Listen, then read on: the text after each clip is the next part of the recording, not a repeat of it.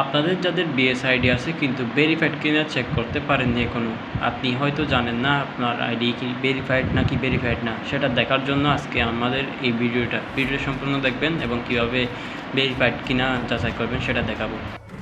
বিএসআইডি check করার জন্য আপনাকে যে কোনো একটি ব্রাউজার সিলেক্ট করে নিতে হবে। আমি এখানে ক্রোম ব্রাউজার সিলেক্ট করে নিয়েছি। ক্রোম ব্রাউজারে গিয়ে আপনাকে সার্চ করতে হবে বিএসআইডি চেক। আমার যেহেতু আগে থেকে সার্চ করা ছিল এখানে টপ লিস্টে শো করতেছে।